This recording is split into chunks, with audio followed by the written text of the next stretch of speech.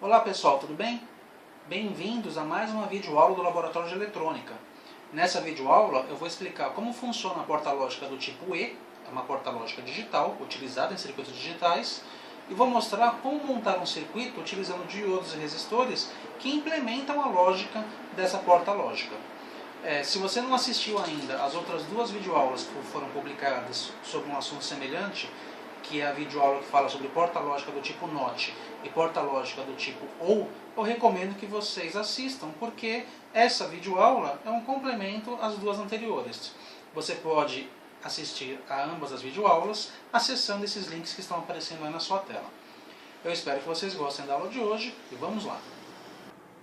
O símbolo da porta lógica E é esse que eu estou desenhando. Nós temos uma entrada A, uma entrada B e uma saída S.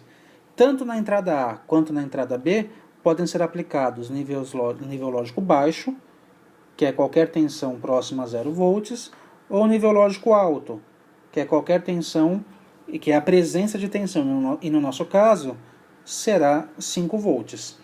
Então, se nós tivermos 0 volts em qualquer uma das entradas, representa nível lógico baixo, e 5 volts em qualquer uma das entradas, representa nível lógico alto.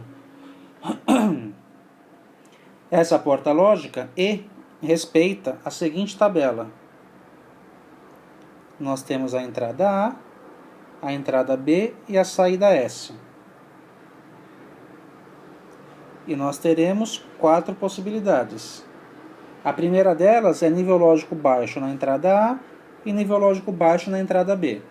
Nessa situação, a saída tem nível lógico alto, ou melhor, a saída tem nível lógico baixo, desculpe. A próxima situação, nível lógico baixo na entrada A e nível lógico alto na entrada B. Novamente, temos nível lógico baixo na saída. Próxima situação, nível lógico alto na entrada A e nível lógico baixo na entrada B. Novamente, nível lógico baixo na saída. E, finalmente, nível lógico alto na entrada A e nível lógico alto na entrada B representa, agora sim, nível lógico alto na saída. Veja que a única situação em que nós temos nível lógico alto na saída é quando tanto a entrada A quanto a entrada B possuem nível lógico alto. Uma forma simples de memorizar essa tabela é imaginá-la como sendo a operação multiplicação da matemática. Veja, 0 vezes 0 é 0, 0 vezes 1 é 0, 1 vezes 0 é 0 e 1 vezes 1 é 1. Assim fica mais fácil de conseguir memorizar essa tabelinha. Um circuito que nos permite ter um comportamento igual ao da porta lógica E é esse que vocês estão vendo na tela. Esse circuito possui uma fonte de alimentação, que no nosso caso é de 5 volts, uma chave C1, que poderá ser ligada ou no terra ou diretamente na bateria, uma chave C2 na mesma configuração, que poderá ser ligada ou no terra ou na bateria. Temos um diodo D1, um diodo D2, um resistor R1 e um LED L1. Então vamos desenhar a nossa tabelinha da porta E aqui ao lado. Entrada A, entrada B e saída. E vamos analisar como que esse circuito se comporta para cada uma das possibilidades da porta lógica E. Então, no primeiro caso, se nós tivermos nível lógico baixo na entrada A e nível lógico baixo na entrada B, a nossa saída deverá apresentar um nível lógico baixo. Perceba que a chave C1 está ligada no terra, ou seja, 0 volts. Vamos chamar o nosso diodo D1 de entrada A e o nosso diodo D2 de entrada B. Então, se a chave C1 está ligada no terra, a nossa entrada A possui nível lógico baixo. Se a nossa chave C2 está ligada no terra, a entrada B também possui nível lógico baixo. Nesse caso, a corrente sai pela bateria, segue pelo resistor R1, uma parte dessa corrente vem pelo diodo D1 e termina no terra. Outra parte da corrente vem pelo diodo D2 e termina no terra. Nesse ponto do circuito, nós teremos 0,7 volts no caso dos nossos diodos serem de silício. Esse valor de 0,7 volts é justamente a queda de tensão nos diodos, que é de 0,7 volts.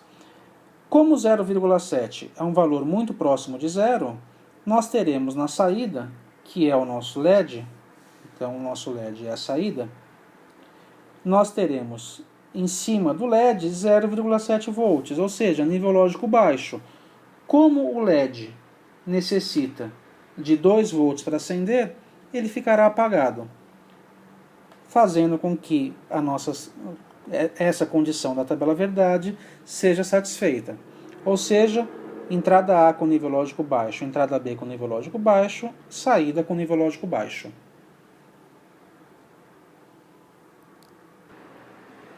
A nossa próxima situação possível é quando a entrada A está com nível lógico baixo e a entrada B com nível lógico alto. Continuaremos tendo, nesse caso, uma saída com nível lógico baixo. Vamos analisar o circuito para essa condição. A corrente sai da bateria. Primeiro, a chave C2 ela não está mais ligada no terra. Agora o C2 está ligado na bateria. Assim, nós temos a entrada A ainda em nível lógico baixo, ligada ao terra, que é esse caso, e a entrada B agora em nível lógico alto, que está ligada na bateria. Agora sim, a corrente sai da bateria e ela não circula por esse trajeto, porque D2, o diodo 2, está polarizado inversamente. Então a corrente continua seguindo por aqui. Ela passa por R1 e por D1, em direção ao terra. E notem que a corrente não passa pelo D2 nesse momento. Porque se nós temos a chave 2 ligada na bateria, nesse ponto nós temos 5 volts. E teremos também 5 volts aqui. A diferença de potencial em cima do diodo é zero, porque 5 menos 5 é zero. Então não circula corrente por esse ramo do circuito. E nós teremos, nesse ponto, 0,7 volts, que é justamente a queda de tensão em cima do diodo D1. Como o LED necessita de 2 volts para acender, ele continuará apagado, fazendo com que a saída do circuito fique com nível lógico baixo. Ou seja, nessa configuração, com entrada A em nível lógico baixo e entrada B em nível lógico alto, nós temos na saída S nível lógico baixo. Nossa próxima situação de análise é quando a entrada A estiver em nível lógico alto e a entrada B em nível lógico baixo. Nesse caso, a saída continuará sendo nível lógico baixo. Vamos analisar o circuito. Perceba agora que a entrada A, representada pelo diodo D1 e pela chave C1, está ligada na bateria, portanto, nível lógico alto. E a entrada B, que é representada pelo diodo D2 e a chave C2, está ligada no terra, portanto, nível lógico baixo. Agora a corrente sai da bateria, não circula por esse trajeto porque o diodo D1 está polarizado inversamente. Então a corrente virá por aqui, passará pelo resistor R1 e ela não entrará nesse ramo por esse percurso. Porque se a chave C1 está ligada na bateria, nós temos 5 volts aqui e 5 volts aqui, fazendo com que a diferença de potencial em cima do diodo D1 seja igual a zero. Portanto, não há corrente circulando por aqui. Só que pelo diodo D2, a corrente circula, porque ele está ligado no terra. Então a corrente passa por esse ramo em direção ao terra. Com isso, nesse ponto do circuito, teremos 0,7 volts, que é justamente a queda de tensão no diodo D2. Só que o LED precisa de 2 volts para acender.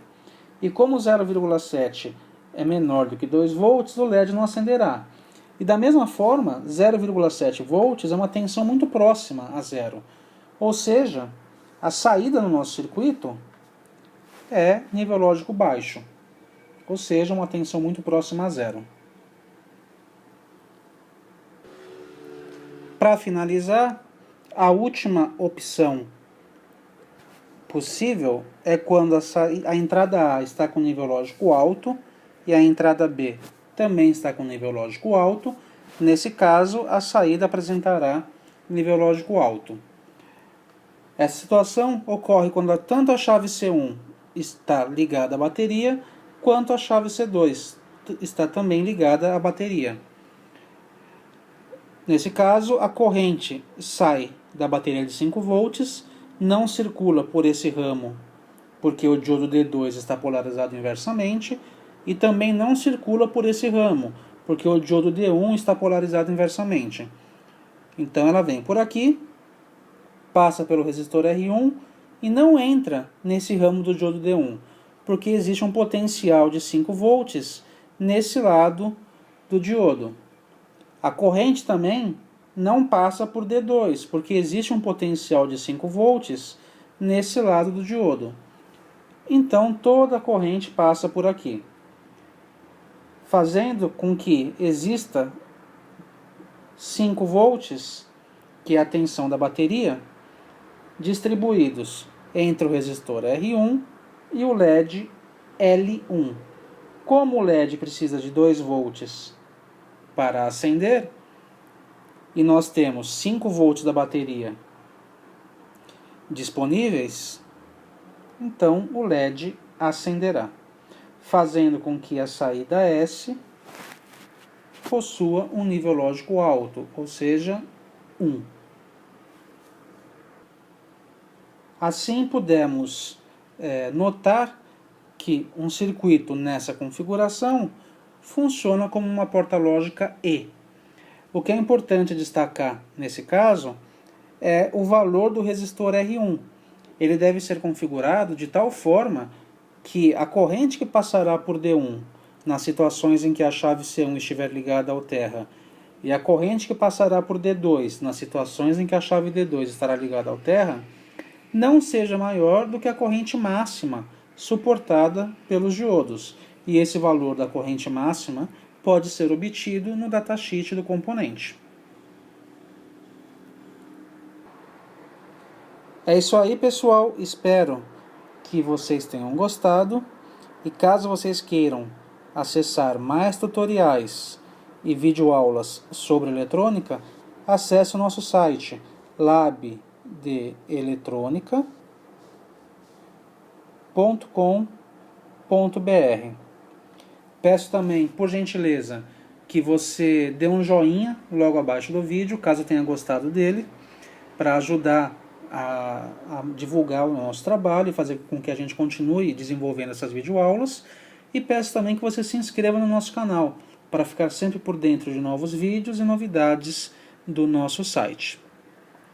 Um grande abraço e até mais!